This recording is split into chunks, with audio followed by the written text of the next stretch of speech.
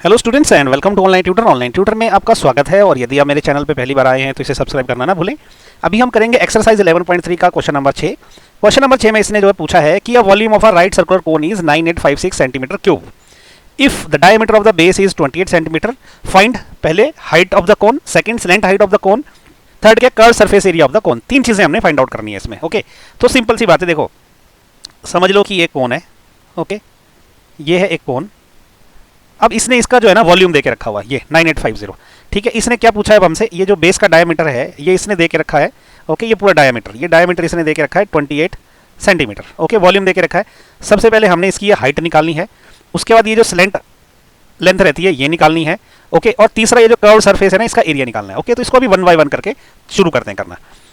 पहला देखिए, सबसे पहले क्योंकि हमको इसकी रेडियस 28 इसका जो डायमीटर है 28 सेंटीमीटर दे के रखा है, तो हम इसकी रेडियस जो है, रेडियस आर, वो क्या होती है, वो होती है डायमीटर अपॉन 2। ओके, तो डायमीटर है अपना 28, तो ये 28 अपॉन 2 हो जाएगा, वो हो जाएगा आपका 14 सेंटीमीटर। ओके, रेडियस इतनी देके रखी हुई है।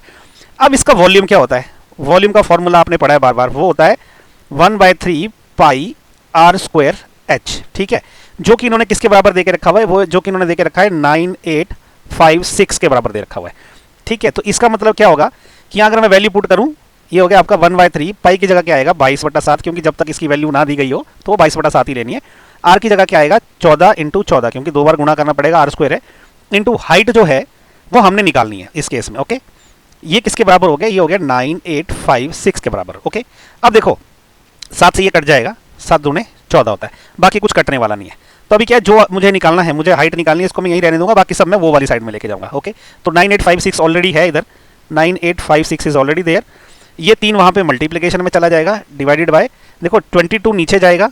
ओके, उसके अलावा यहाँ पे 14 जाएगा नीचे, और ये 2 बच गया, ये भी नीचे जाएगा। ओके, अब इसको थोड़ा ना सिंप्लीफाई कर लेते हैं, लेकिन मैं यहाँ थोड़ा इसको रफ में सिंप्लीफाई करता हूँ, अदरवाइज क्या, अगर यहाँ सब कुछ काटना शुरू करूँगा तो बड़ा अजीब सा लग जाएगा। ओके, तो मैं यहाँ ना इस फिगर को यहाँ लिख देता हूँ, ये देखिए आप 9856 multiplied by 3 divided by 22 multiplied by 14 multiplied by 2।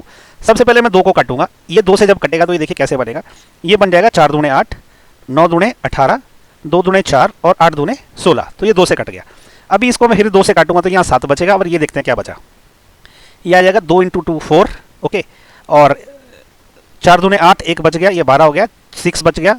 Okay, और ये 4 से चलेगा तो 2 4 6 4 आ गया। अभी ये भी 2 से काट सकता हूँ मैं, ये 11 रहेगा, ये देखते हैं क्या बचता है, ये आएगा आपका 1, ओके 2 3 2, तो ये 1 2 3 2 आ जाएगा। अभी 1 2 3 2 देखते हैं 7 से कट सकता है क्या।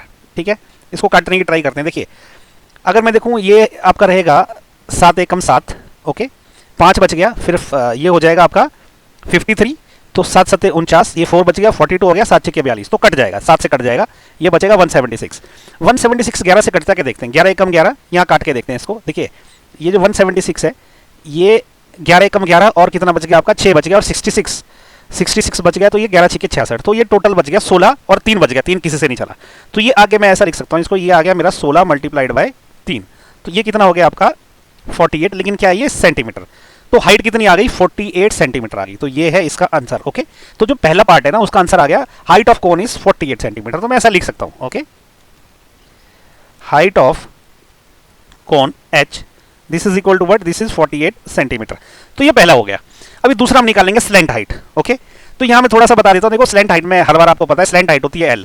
ये अगर देखो मैं 90 डिग्री का कोण है, तो ये एक तरह का ट्रायंगल बनता है, ये रेडियस है हमारी ऑलरेडी, तो ये जो l क्या रहेगी, ये पाइथागोरस अगर प्रमेय लगाऊं तो l स्क्वायर क्या रहेगा, वो रहेगा h square plus r square. Okay, तो l क्या आ जाएगा, l आएगा h square plus r square का स्क्वायर रूट, ये ऐसा आएगा। तो इसी फॉर्मूले से हम सेकंड पार्ट में इसकी स्लैंट हाइट निकालते हैं। तो सेकंड पार्ट में हम क्या करेंगे, जो स्लैंट हाइट रहता है ना,